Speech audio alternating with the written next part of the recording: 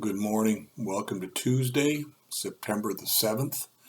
Today we are working with John Stott, going through the subject of the righteous judgment of God.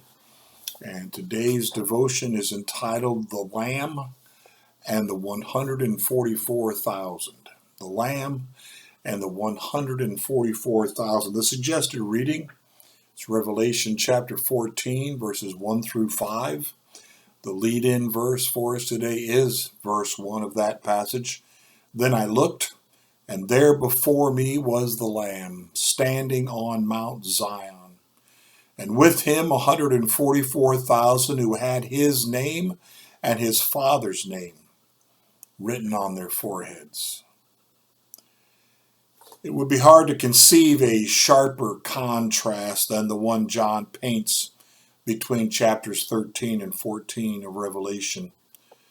It is a relief to turn from the dragon and his first beast, whose habitat is the unruly sea, to the Lamb who stands on firm and holy ground. From persecution and the threat of martyrdom to security on Mount Zion. From the incompleteness of the number 666 to the completeness of 144,000. And from those who have received the mark of the beast on their forehead, chapter 13, verse 16, to those who have the name of the Lamb and of his Father written on theirs. John now hears some marvelous music, which he likens to a waterfall, a clap of thunder, and an orchestra of harpists. And a choir was singing a new song, which presumably celebrated the victory of the Lamb. As for the 144,000, they have been redeemed, have been faithful to Christ as his virgin bride, and follow the Lamb wherever he goes. Thus assured of the safety of God's people, we are ready to hear the messages brought by three angels. Basic to their ministry is the conviction that, quote, the hour of God's, or the hour of his judgment has come, 14 verse 7. Moreover, John depicts it in terms of both a grain harvest and a vintage. Christ is the reaper, and his judgment will be radical, destroying every vestige of evil.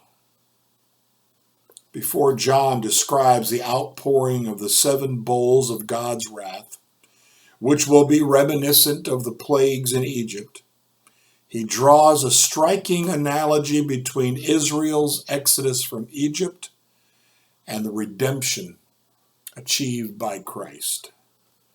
As the Israelites gathered by the Red Sea victorious over Pharaoh, so John sees a multitude of people standing by what looks like a sea of glass and fire, victorious over the beast and his image.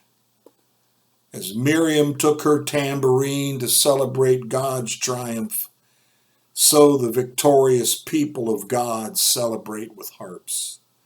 And as Moses and Miriam sang a song of praise to God, so the song of Moses, the Old Testament victor, has become the song of the Lamb, the New Testament victor.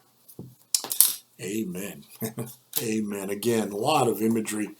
I've read so many different things over the years about that 144,000 and who they are and what they represent and all that kind of thing.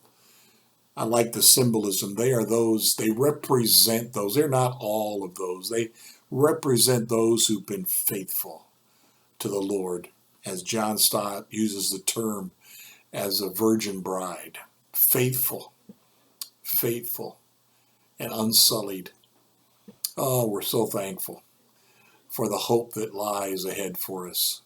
Yes, the enemy attacks. Yes, the enemy seems strong. Yes, the enemy seems close to overwhelming God's people from time to time. Maybe more than that. But the reality is, he has already been overcome by the blood of the Lamb. He has already been overcome by the resurrected one, and he will not and cannot ever have the victory. March on, brothers and sisters. March on until God's kingdom come, as we talked about on Sunday in the message. Until God's kingdom come, we march on to glory and the victory that awaits the people of God. Blessings to you today.